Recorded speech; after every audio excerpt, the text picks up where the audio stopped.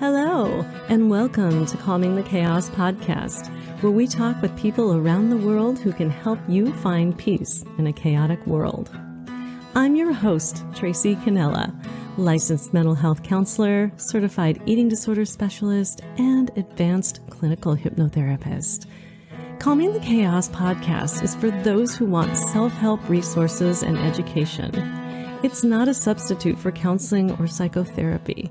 So if you like what you hear, please subscribe and share it with your friends. Thanks so much for listening. And now, let the chaos begin. In this episode of Calming the Chaos, I'm here with Vivian Cobb. She is an author and she is a virtual and in-person public speaker. She recently had a TEDx talk that she did in Manitou Springs, and she is going to talk a little bit about that. Today, we are going to be talking about being empowered through all the chaos that's happening in the world today. Well, maybe not all of the chaos, but we'll definitely touch on some subjects that Vivian can help us maneuver through, because I just know that she'll have some helpful tips and tools for us. I really am very excited to have Vivian join us today. So welcome, Vivian Cobb. Hi. Hey there. Thanks for joining me today on Calming the Chaos. This is so cool to have you here. You are so welcome, and it's an honor. Thanks for having me. Yeah. Well, let's start with you introducing yourself, telling us a little bit about yourself and what you do. Okay. Well, as you mentioned, I'm Vivian Cobb. I am an international inspirational speaker. I speak virtually and also in person, which is, of course, my favorite way. But with COVID and everything, you never know. Sometimes you're on Zoom and sometimes you're not, but definitely love to go be with my audience when I present. And I'm also an emotions advocate, which means that I advocate for our emotions as humans. That's our superpower, and we get all kinds of really mixed messages about what we're supposed to do with our emotions. So I'm out there on a mission to help people embrace all of them, and we're going to talk more about that, I'm sure. So, and I'm here in Colorado Springs, Colorado, where it is a beautiful sunny day, but a little concerning because we have not had snow and it's almost Christmas. We have no snow, which is very unusual. So it just proves how dry everything is right now in this part of the country anyway. Wow, Colorado Springs has not had any snow yet. Interesting. We just had some snow this morning here in Washington State, and I was like, oh my goodness, it's all melted now and none of it's stuck. But you know what? It's really unusual. We have Pikes Peak here, and usually it's white. It's usually white starting in September, and it's still bald. So, and that's our major source of water in the spring. So we are way, way behind on snowfall. Is this causing you any chaos, Vivian, just thinking about that? Because we are thinking about chaos. It's concerning me. Yeah, I can tell. I can kind of see that you are. And I didn't know about that. And of course, the more you know, the more chaos you know, right? It's kind of like even with, in our news, when we find out information, if you know that your water supply is coming from a snowpack that hasn't come yet, then reason to be. It's going to be. I mean, we already were in a drought, but this is just really emphasizing it. Mm-hmm. Even the ski areas in the mountain ranges are like Breckenridge is only 13% open because there's no snow. And it is a concern. Are you having any emotions about what's going on or what's not going on, if we were talking about that? Yeah, emotion, of course, as you pointed out, our world events, of course, cause us emotion. And there are so many things going on right now. So much loss. It's incredible how many people are losing people. I have I have a girlfriend who just lost both her parents on the same day one from a heart attack, the other one from COVID. I mean, it's incredible what we're going through emotionally right now. Absolutely. Yeah. So for sure. Yeah. And that's one of the reasons why I'm really excited to have you with us today is because these things that happen in our world cause us to have emotions. And your claim to fame here is embracing them all, right? Yes. Lock, stock, and barrel. Which is kind of not what people want to hear. They don't want to hear about having to embrace what we have termed negative emotions. Mm-hmm. I call them necessary emotions, like our anger and our worry and our fear and our angst and our anxiety, all those kinds of emotions that we are taught in our society to numb or not look at, which in my opinion has caused a lot of where we are today, because we can't artificially be happy all the time. It's just not the natural order of things. And as we are finding out more and more, the more we screw up the natural order of things, the more out of whack things become. And I think that's across the board, whether it's with our world and our environment and all the other things. It's the same thing with us. If we are not doing the natural thing, and the natural thing is embracing every emotion that we have, but our society teaches us to, go have some wine, go get that beer when you're feeling down. And that's not what we should be doing. We should be saying, I need to feel this, I need to process this. And then that actually enhances the higher emotions of love and happiness and joy and all those kinds of things. Because if you suppress one set, you're suppressing the other set as well. Mm-hmm. Yeah. Well, when you talk about the natural order of things, it just leads me into thinking about chaos is not that. So the definition of chaos being random, unexpected, out of order, surprising, too much. And when you think about the natural order of things involves emotions, and yet we seem to get chaos out of, even if somebody seems to be having an emotion, oh my goodness, she's starting to cry. And it's become that disrupts this natural order of pretending everythking okay. Mm-hmm. And so I really appreciate your message. That's a great observation, because a lot of times because we have emotions, and that's how humans connect, is through our emotions. And so when somebody starts to laugh, we start to laugh.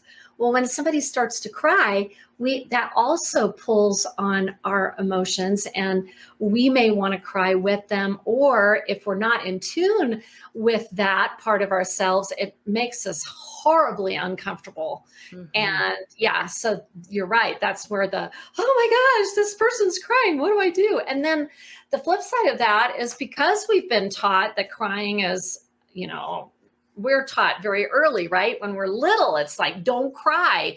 And we are shamed about our crying. And yet it is more beneficial for us to cry than to laugh. And we're told laughing is the best medicine, but actually crying is far more beneficial for our bodies and purging.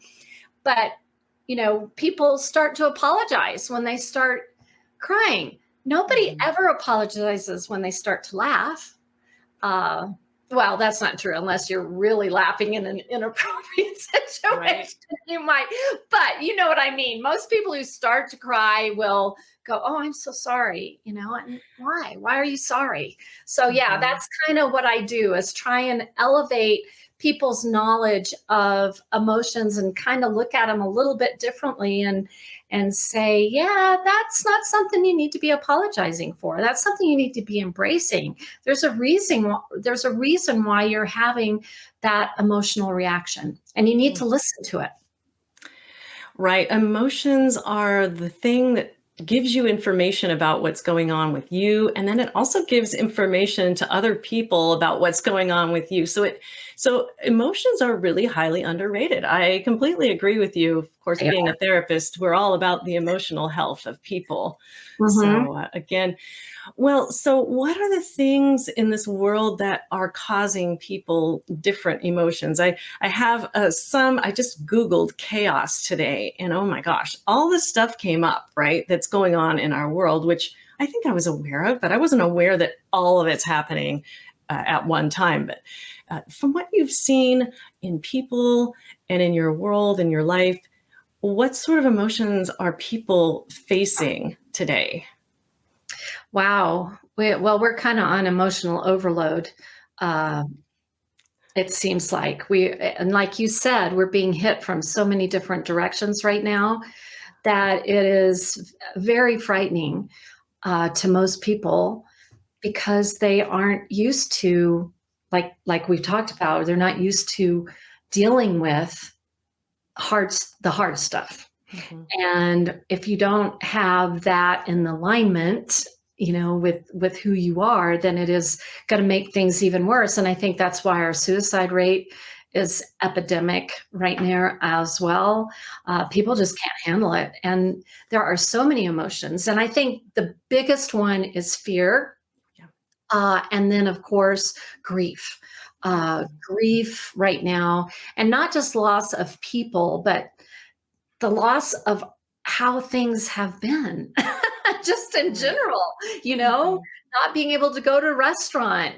We have so much social interaction around getting together for drinks or getting together for food, and to have that taken away, and to not be able to be with each other.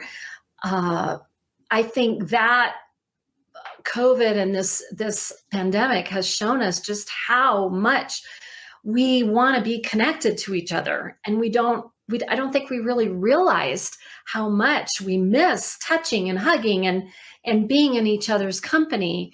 And so there's that loss. And again, lots of people are losing family members or friends. Mhm. Just huge numbers. I just every single day I seem to hear of a friend or somebody I know who has lost somebody in their family, and jobs, and how we used to work, and how we used to go to school and educate. I mean, there is so much change right now. And then you add to that, global warming and all the storms and all the weather and all there is a lot to have emotions about right now. Yeah. A lot. So, yeah. Yeah, when you said a lot of people are afraid, and Mm. then the number one emotion that you talked about is fear. And yeah, I think a lot of people are afraid. They may not understand that that's what they're experiencing, but I Mm. see a lot of people afraid, and then they're defending against that fear somehow. And defenses are my specialty area to actually go into, as far as like how you defend against emotions and how you break down those defenses. But Mm. yeah, I have to agree with you that fear is probably rampant right now. Mhm. Yeah. And fear of And the unknown, it's like the apple cart has been completely turned upside down, and people just don't know. They don't know what's next.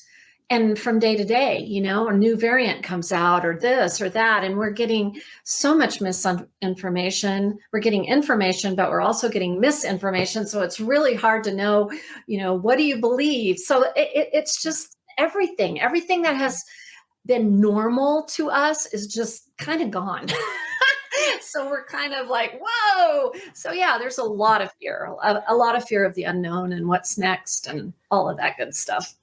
yeah, you answered my question before I asked it. It was, what are we afraid of? And you really did peg it with the unknown. Like, we don't know what's going to happen next, and that freaks us out. Even though we really don't have control over anything, and we sort of have this little what's the word, fantasy that we do. We really don't. And I think what's happening right now is we are being shown, yeah, see, you don't have control over everything. And that's why Mhm. it's really important to process your emotions, because there is a lot of fear and there is a lot of anxiety, but there's also a lot of joy. And there's a lot of opportunity right now. And that's kind of where I come from. It's like, okay, yeah, there's all this stuff going on, but there's also a lot of hope, and there's a lot of opportunity for changes and improvement and doing things a little bit better, because we haven't been really doing things all that great in our humanity. So this is a phenomenal opportunity if we choose to take it. And when you think about, if you could just ask, whenever you start to feel scared, you could ask yourself that question: what's the opportunity here? I understand that the folks in Kentucky who had the tornado recently, and all of the damage that it did, that it's kind of hard when you're in survival mode to get there to where what's the opportunity here, because there's just so much damage. So there's the folks in Kentucky, but then there's people like me in Washington State and you in Colorado who are seeing this. And I don't know, all kinds of thoughts might come up for you about natural disasters. In fact, we started this talk about that natural sort of like, where's the snowpack? Come on now, TikTok, right? TikTok, right. Yeah. Right. When's it going to come? Is my water supply going to be in danger? It's the fear of the unknown. And so sometimes we are facing that, and how we cope with it. I guess, do we embrace and lean into the fear then? Absolutely. We don't have any choice. In my opinion, the more that you can process it, talk about it, get it out in the open, the less power it's going to have. If you keep it inside and let it fester, then your anxiety level goes up, and it's really bad for you physically as well. I personally choose not to live in fear. Doesn't mean I'm not afraid. Of course I am. I'm human just like everybody else. I don't know if the planet's going to explode tomorrow or, whatever natural disaster. But there's also a part of being able to say, yes, this is fearful. However, I'm choosing not to live in fear. I'm choosing to not let that rule my life right now, because like we just mentioned, there are opportunities out there. Some people are having their best years ever in their businesses, and they're, to me, it's all about adaptability and being able to be flexible, change. If you remain rigid and stuck in the past, then you're going to have a much harder time, much harder, because right now we are in incredible flux on every level, internally and externally. Yeah. Right. Yeah. I remember that concept of flexibility being illustrated with a rubber band and a pencil. Like a pencil is rigid and inflexible. You can't get it into a box, right? You just can't. But you can get a rubber band into a box because it's flexible. Yeah. Exactly. I love that analogy. Yeah, I'm amazed that I remembered it. It was so long ago when it was presented to me. And I remember a clinician friend of mine used to have a pencil and a rubber band in her office to illustrate just that point. Yeah, So, it's a good one. It's a good point. Yeah. Well, okay. So then if we are embracing being afraid, I'm just remembering when I grew up back in California in the Bay Area back in the 70s, when the Zodiac killer was around, there was the East Area rapist, there was the Tylenol scare, there was all of these things happening in my world when I was maybe about like 7 or 8 years old. And I would try and talk to my parents about how afraid I was. And then I got labeled a worry wart. And so, so I'm wondering what the environment can do for people who, so if we go with your concept of embracing our emotions, talking about them, processing them, but other people just don't want to acknowledge us or label us a worrywart, then what is it that we can ask our environment to do for us when we are scared? Well, and you bring up a point here that it could be a totally different podcast, but as children, we are conditioned, right? Just like my point earlier about being a crybaby. if you start to cry. And those are all ways that we are conditioned to shut our emotions down. So here you are trying to be open about your feelings when you're a child, and your parents they don't know what to say to you. That's the problem right there. It's their stuff that they don't know what to say. They're probably fearful too. They're worried too. So they project that onto you, right? Mm-hmm. And so so as children, of course, we have nowhere else to go, although that's getting a little bit better with our educational systems and safe places and things like that to talk.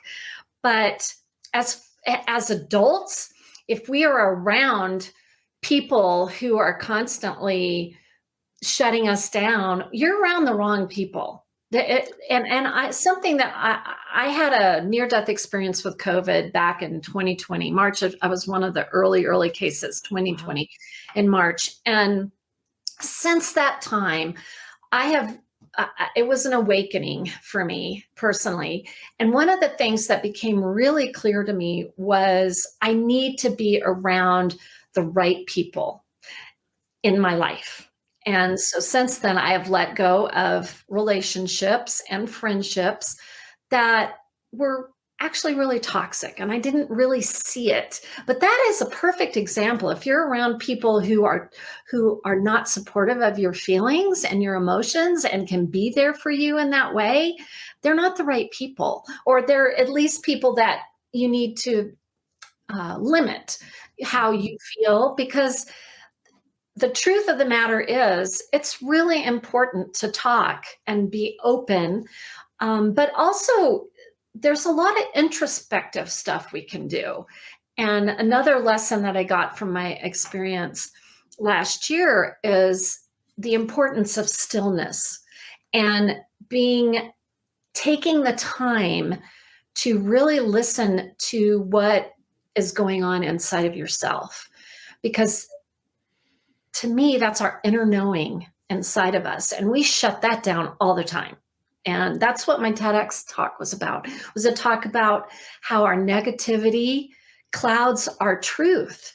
And when we listen to all that negative self-talk, and we all have it, I'm not good enough, or, I can't do that. And we put stops on ourselves.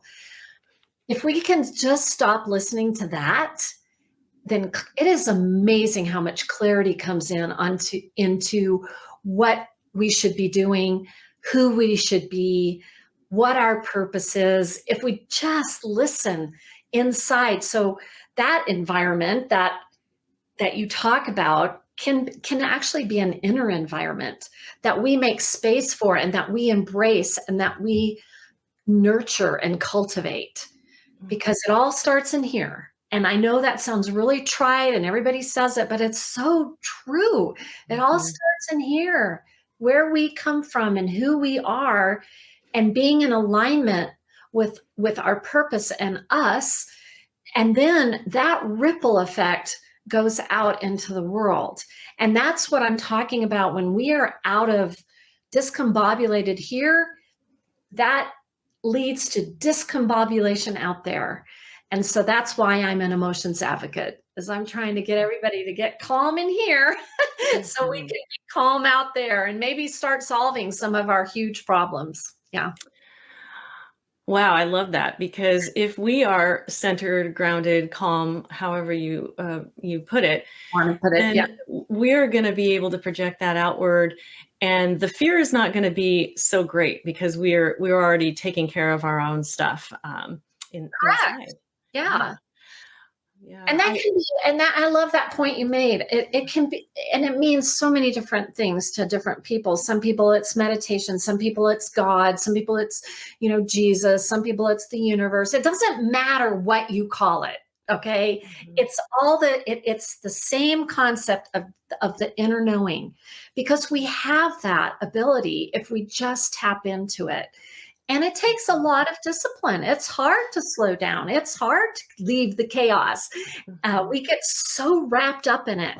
And it's like a river that just rushes us down in the current. So it takes a lot of intentionality and mindfulness to say, okay, I need to just take a few minutes, and it doesn't have to be hours and hours and meditation and music and, it's just about shutting all your electronics off for 5 minutes and just give yourself a minute to just, okay, what feels good? And it's about our feelings and being in touch, because our feelings tell us so much. That our feelings actually have the answers for us. We can talk ourselves in or out of just about anything. But if we listen to our feelings, that's usually where the answer is. So we got to make time for it. Yeah, and you're illustrating what the basis of mind and body working together, because we may feel something in our bodies and just ignore it. And Mhm. it really is giving us a lot of really good information about what's going on around us. Intuitively, we could know, like, I'm feeling scared right now. Well, okay, is there something around to be scared of? Or how does this make sense that I'm scared? Yeah, we haven't run out of water yet, but we could, because there's not the snowpack that there usually is. And so it totally makes sense that you would be scared for that, right? Right. Yeah. Again, like you said, not knowing, but being aware of it is half Mhm. the battle, and that prevents us from acting out or making decisions from places that we don't even understand because we haven't taken the time to figure it out. So yeah, I love that. Right. Feeling is, like you said, is so much power in that. So much power. So fear, and then there's also, you said, grief, because we as a people have lost so much and things are consistently changing, consistently changing, which is interesting. Um, sort of pairing of words there.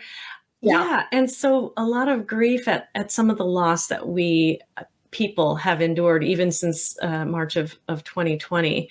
Mhm. And so if we go out there and say, like, wow, I'm really feeling a sense of grief and loss, the typical person may feel very uncomfortable receiving that information from us. And so again, the environment maybe needs to become more, I don't know, emotionally intelligent and start to validate other people when they have emotions. What do you think about that? Right.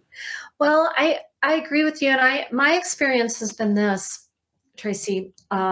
When you are open with how you feel, it is absolutely amazing how that will usually open somebody else up.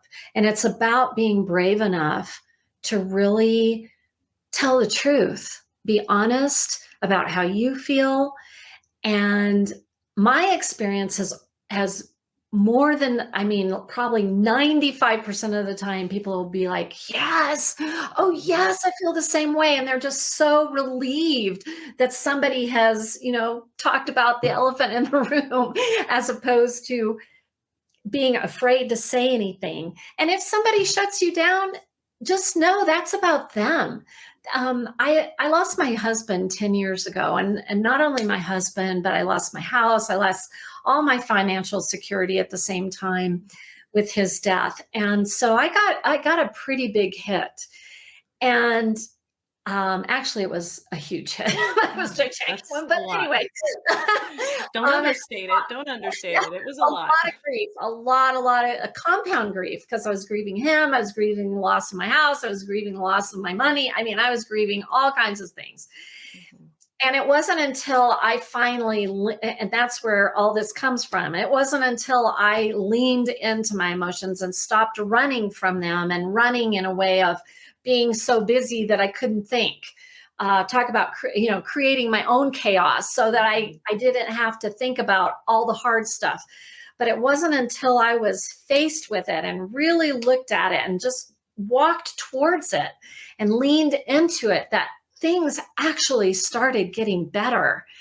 It's amazing. And that's again why I'm out. It's my mission is like, no, get out there and feel your feelings and deal with them. But my point is that because I had experienced so much loss, I was living other people's nightmares, the worst possible scenario that they could think of, right? And so a lot of the people who were not in an emotional, intelligent place that you speak of, they ran friendships that I didn't think could possibly end, just gone. And yet, but other people came in that I least expected. And I think you'll find your listeners are probably out there, the ones that have experienced this, and it can happen during divorce. People, you lose friends you don't expect to lose. Same thing with death. And so it's about finding the people who are willing to walk the walk with you, and they will come. The people who understand how hard it is to deal with emotions and aren't afraid to deal with their own emotions, because if we deal with our own emotions, then we can deal with the emotions of other people. It's the people who are running away. They're not, and it took me a long time to realize it was not personal. It wasn't me. It was them. They couldn't handle their own emotions about what I was going through. So, they're not handling their emotions about what they're going through. So it's about being around finding your peeps, I guess, that are going to be support. And there's a ton of groups out there. There's grief groups, and there's people who are more enlightened than other people. And if you are tired of being around the people who can't support you in your emotional journey, go find the people who will. They're out there. Absolutely, they are. Yeah, so when you ask yourself, where's the opportunity here? It may just be that the opportunity is to find these new people, your peeps, and be able to find some more emotionally intelligent people. So, and I think you just may have explained ghosting that thing, or I left you on red or whatever, is because we can't handle our own emotions that are coming up within ourselves about what you are going through. So we ghost you, or we leave you on red. Right. Exactly. It's exactly what's going on. And people take it personally, and they shouldn't, because it's about that person. It's about their inabilities, not yours. Yeah, and when we talk about that whole concept, I want to get into anger, because there's a lot of anger going on out there as well. That's another emotion that I see. I see it a lot in social media as well. When you think about people rejecting out of anger, the cancel culture, all that stuff, and the crime that goes on out there. Yeah. So anger as an emotion is an interesting one, right? Obviously, like all the emotions, anger makes sense, and yet it's one of those ones that's termed a negative emotion. Like, you shouldn't be angry. Right. What do you tell your peeps about anger? What kind of wisdom do you have to offer us about anger as an emotion and embracing anger? Well, anger is it's one of our most powerful emotions. It is an incredible motivator, Mhm. but unharnessed, like anything else, it can be very destructive. I try to encourage people to use their anger as motivation to make a change.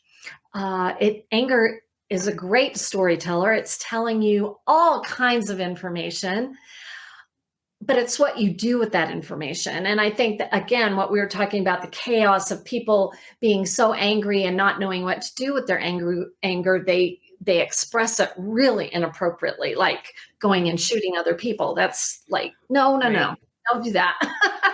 But yeah, anger is one of the emotions that we absolutely need to process, because it is very powerful.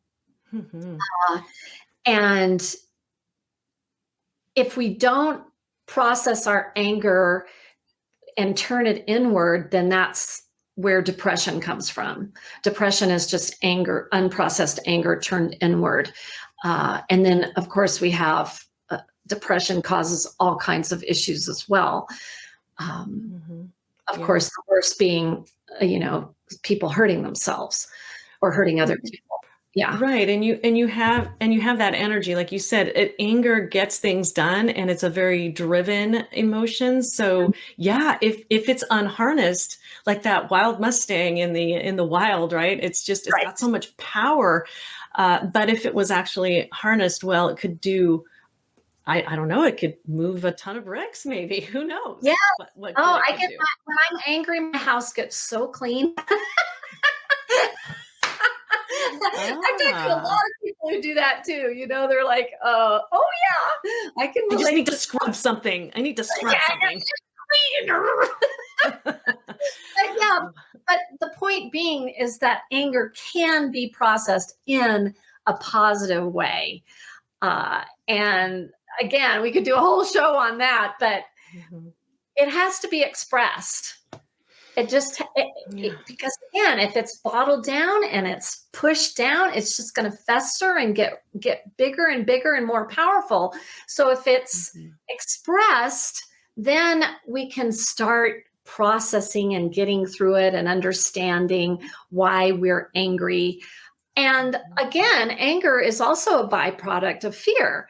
So a Yes. lot of, when last year when we had all the riots and things, people were so bottled up by fear of the pandemic. That was just an incredible, very destructive release of that fear that produced the anger of being out of control and not knowing what to do. So yes, Right. it is really important to address all those things. Uh, and again, it starts with inside and saying, okay, I know I'm angry. What am I angry about? And Right. trying to get to the bottom of it and then finding the right people, whether it's a therapist, whether it's a group of like minded people, whether it's your family, whether it's a really trusted friend, somebody who is receptive and safe and you can talk to about how you're feeling. Because Yeah. again, like I said, that is how we connect as humans. And we can be there for each other. We Yeah. really can. Even through our anger, for sure, Even right? anger. Yeah, with anger, I always like to explain it as it's something is in the way of an important goal that you have, or somebody's hurting you, or somebody that you care about, or shaming you in some way. So anger comes up in the appropriate ways, and fear is like, I think, the base emotion of when anger kind of covers that fear up. Like, I don't want to be afraid, so I'm going to be angry instead. But the problem is with crime and with some of the things that are going on in the world and how we're treating each other, people aren't actually obeying these rules of expressing anger, which is don't hurt yourself, don't hurt anybody else, don't break the law, don't damage property. And when you keep those four rules of anger in mind, then it doesn't become a danger to somebody else or yourself in the process.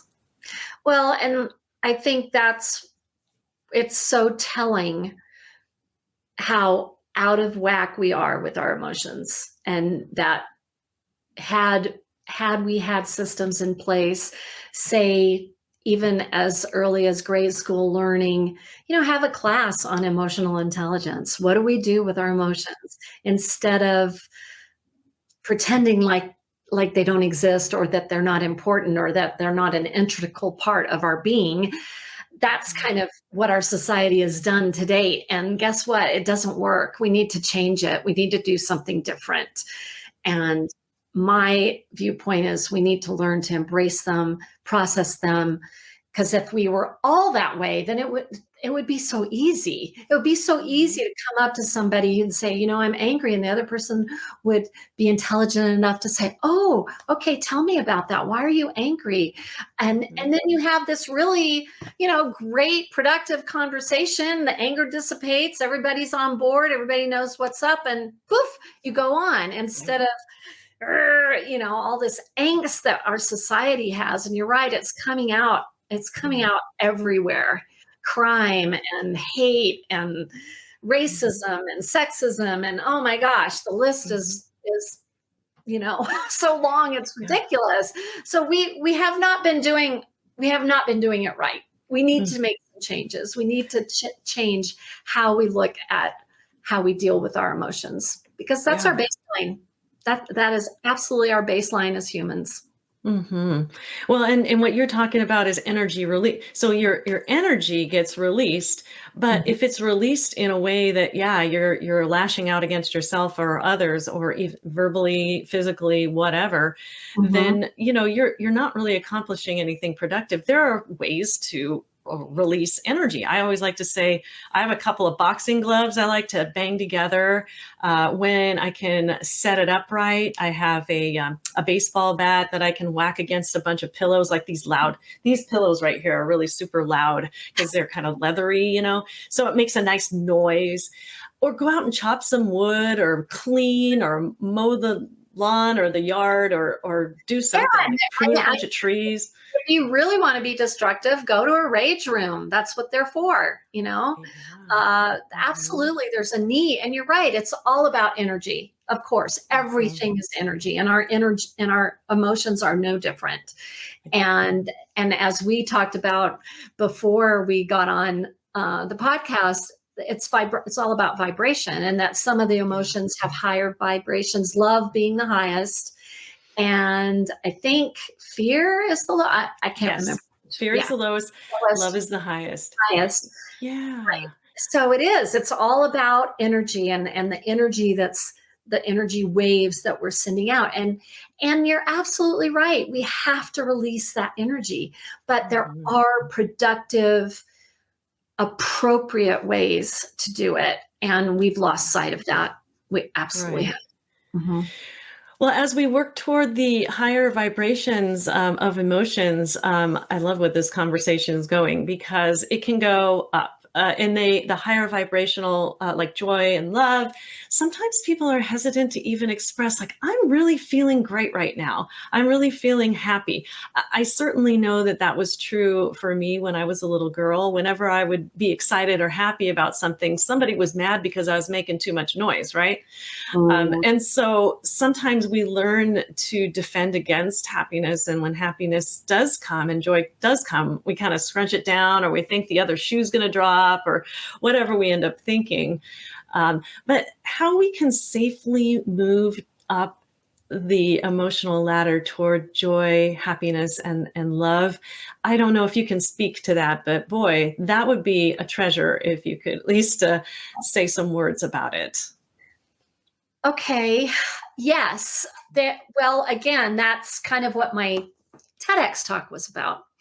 If we can let go of the negativity that we feed ourselves, that that alone is an incredible step to reaching higher up into that vibrational zone of the higher vibrating emotions. And I talked about how when I called it my field trip, my near death field trip. Uh, what I saw on the other side was just all this unbelievable love. And I, after this experience, truly believe that we come from love and we return to love. And therefore, we have it in us to be extraordinarily loving beings, but we let all the negativity get in the way. And I have a resource about trying to let go of that negativity, being more self accepting, not judging ourselves. Like I mentioned earlier, the stillness, getting in touch with that inner knowing, that beautiful, peaceful, loving part of ourselves that's inside of us that really holds our answers. Uh, and gratefulness, forgiveness, all those kinds of journeys. Uh, and like you said, exercise. I mean, there's so many things that we can do to raise our vibration Mhm. closer and closer to joy and happiness. But again, it takes being mindful, being intentional, and being aware of what we're doing and what we're thinking, and Mhm. shifting that. And it doesn't have to be overnight. It doesn't have to be this gargantuan shift in our lives. It can be a little bitty thing you do every day. Maybe you just take 2 minutes in the morning and write down 5 things that you're grateful for. And it can be as easy as, I'm grateful for the roof over my head. I'm grateful for the sheets on my bed. Just little things, but that starts changing the neural pathways in our brain and shifts them towards positivity instead of negativity. So there's all kinds of things you can do. Yeah, I'm thinking of an analogy. A lot of times when people are talking, I think of these wild things, and I think I've thought of this before, but if you want a nice, lush, green lawn, you're going to have to give it some seeds. So that's the positivity, right? But then you're also going to have to pull out some of the weeds, right? If you don't want, so those are the negative thoughts. And both are very intentional. Both are very like, oh, I'm noticing that there's some dandelions in my lawn. I think I will go out there and remove them. Same thing as I'm noticing a thought that isn't serving me and appears to be negative in nature about myself, not helpful. I'm going to work with that thought or use Teflon mind to kind of usher it gently out of the pan of my brain into another place. And yeah, so it does both. So you're saying put in positivity and take out the negativity. And then obviously the emotions that come up, they're neither good, bad, right, or wrong. They're just there. They're there to give us information. Exactly. That's why I don't like that we've labeled anger and fear and all those negative emotions. They're not negative. They're necessary. They're all necessary because we got to have the good with the bad in order to be complete. And people need to realize that, and that trying to, like I said, numb or run away from the things that we consider negative really don't serve us at all. We need all of it. We need all of it to be complete. And this is Vivian's mantra of embrace all emotions, embrace them all, like lean into them, lean into them. Embrace them all. Absolutely true. Awesome. And it's not easy. I'm not saying it's easy. It's just really necessary if we want to be our highest and best selves. Absolutely. Yeah. Well, let's talk a little bit about your website and some of the products and services that you have to offer, Vivian. Okay. So this is a Vivian Cobb's speaking.com, which is her website. We're going to go ahead and share the screen right now so that we can look at the actual website itself. And okay. Let's go. Here we go. There it is. There you are. So where are you in that picture right now, Vivian? There is an event in Colorado Springs once a month. It's storytelling, and I'm up there telling a story, and it's held at the comedy club. I'm not doing comedy. I'm actually telling a story. I'm actually talking about my my near-death experience in that speech there. But yeah. I speak to audiences all over and talk about, again, embracing your emotions, but in the light of giving hope and inspiration. Organizations hire me to uplift their employees because, like we've mentioned, things are kind of harsh right now. And I've come through a lot. I've got a lot of stories. I've been through a lot, so I have this resilience about me that people like to hear about, and so that's part of my presentation as well. Nice. Vivian has an amazing ability to captivate an audience and keep everyone engaged when she is speaking. Look at you go. Look at that. And then you scroll down a little bit further here. It talks about the TEDx Manitou Springs talk. And that was the one where you talk about your near-death experience. Is that right? That is correct. And Negativity Clouds Truth is the name of the speech. And it has not been released yet. It should come out end of January, early February. Yeah. So, Yeah, well, great. When we get the link out, if you could send that to me, I can update the show notes for this, and so that we can have that link so that people can actually see it. How do you think it went? How did the TED Talk go? it went really well. It was very well received. I had audiences, members come up to me after and just crying and grateful and saying how much it meant to them to hear that message. So I have really high hopes that the message will really hit home for a lot of people. Yeah, I Again, just it's love a TED message of, Talks. yeah. Oh, good, I, good. yeah, I Yeah, do. I love listening. I'm impressed. Yeah. Yeah.